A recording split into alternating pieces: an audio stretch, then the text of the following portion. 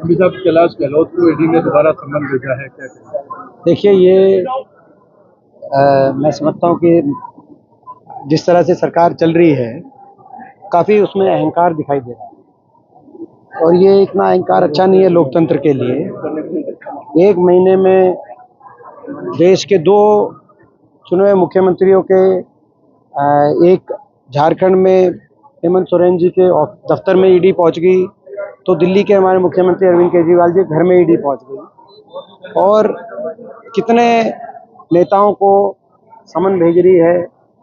आपने कैलाश गहलोत जी की बात करी, खड़गे जी को, सोनिया जी को, हुड्डा साहब को, सबको, जो विपक्ष में कोई नेता ऐसा नहीं बाकी है जिसको समन, राजस्थान में गहलोत साहब को, सचिन पायलट को, गोविंद डोटासरा जी को, छत्तीसगढ़ में भूपेश बघेल जी को, कोई एक ऐसा नेता नहीं है जिसको समन बुलाकर ईडी सीबीआई नहीं बुला। तो ये किस तरह की कार्यशैली चल रही है देश में, क्या ये प्रजातंत्र के लिए सही है?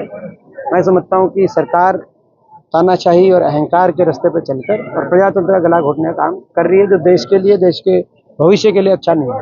कांग्रेस आयकर विभाग ने कांग्रेस को 1800 करोड़ रुपए का नोटिस भेजा। देखिए आज एक जो है इनकम टैक्स डिपार्टमेंट ने हमारी पार्टी को इतना नोटिस भेज दिया जितनी हमारी कुल पार्टी की संपत्ति से भी दुगना है। तो एक राष्ट्रीय पार्टी इतनी पुरानी पार्टी, आज ये ठीक है, हम मानते हैं कि दुनिया के अंदर सबसे अमीर पार्टी भाजपा बन गई, बात के लिए हम उनको शुभकामनाएं देते हैं। वो कैसे बनी वो देश के लोगों के सामने आ गया तथ्य, लेकिन कांग्रेस भी हमारी भी एक पार्टी है, हमें भी अधिकार है अपना चुनाव प्रचार करने का। हमारे खाते बंद कर दिए, जितनी हमारी पार्टी की टोटल संपत्ति है उससे हमारे को दुगना का नोटिस दे दिया, तो हम क्या करें? अब आप लोग बताएं क्या करें हम? तो ऐसा तो मैं समझता हूँ कि इसको सोचना चाहिए कि देश के लोकतंत्र में, प्रजातंत्र में 75 साल तक देश का लोकतंत्र रहा, 70 साल तक क्या इस तरह का कभी कोई कार्रवाई की गई थी? सारी पार्टियां थी, स्वतंत्रता से सब प्रजातंत्र में अपनी अपनी बात रखते थे, अधिकार सबका है। तो जनता का अधिकार है कि जनता किसका फैसला करती है, किसको चयनित करती है। तो कहा है कि ये कांग्रेस पार्टी का आखिरी चुनाव है, जिस तरीके से कांग्रेस पार्टी के बड़े नेता चुनाव लड़ने से डरे हुए। दुष्यंत चौटाला जी तो रोहतक से चुनाव लड़ने से डर के भाग गए, अलायंस तोड़ दिया। वो क्या बात करेंगे, हम उनकी बात का क्या जवाब दें?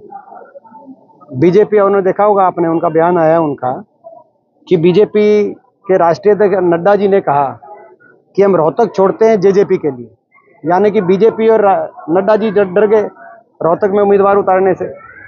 तो यार हम रोहतक छोड़ते हैं जेजेपी के लिए, और जेजेपी ने कहा रोहतक का नाम सुन के कि हम गठबंधन ही छोड़ते हैं। बीजेपी कह रही है हम रोहतक छोड़ते हैं जेजेपी के लिए, और जेजेपी कह रही है रोहतक के नाम से हम गठबंधन ही छोड़ते हैं। लेकिन रोहतक लोकसभा क्षेत्र के एक एक नागरिक के आशीर्वाद को हम आखिरी सांस तक नहीं छोड़ेंगे, ये मैं उनको कहना चाहता हूँ। अशोक शर्मा ने साक्षात्कार में कहा है कि अगर ईडी तरीके से काम करती तो कांग्रेस के सभी बड़े नेता अब तक जेल की सलाखों के पीछे होते। चलिए, वो तो मैं समझता हूँ कि आज के दिन एक नारा बन गया बीजेपी का कि जो देगा हमें चंदा उसको देंगे हम धंधा, और जो नहीं देगा हमें चंदा उसको मारेंगे ईडी का डंडा। आप देखो क्या हो रहा है। अगर कॉन्ट्रैक्ट चाहिए, कोई भी बड़ा कॉन्ट्रैक्ट, तो ईडी को आप ईडी में चंदा दीजिए। अगर आपको वैक्सीन आपने बनाई है, मैं पूछना चाहता हूँ भाजपा से, कोरोना काल तो ऐसा काल था, सब कुछ छोड़ के हर व्यक्ति अपनी जेब से पैसा खर्च के एक दूसरे की सहायता के लिए, मानवता के लिए आगे आ रहे। लेकिन उस समय वैक्सीन बनाने वाली कंपनी से जो 450 रुपये चंदा लिया गया चेक में, बाकी कितना लिया उसकी तो किसी को जानकारी नहीं मिल सकती। और उसके चंदा लेने के 2 हफ्ते के बाद वैक्सीन को परमिट दी गई भाजपा की सरकार द्वारा। वैक्सीन में ऐसी क्या कमी थी कि वैक्सीन वालों को इतने जो है करोड़ों रुपए का चंदा देने की जरूरत पड़ी?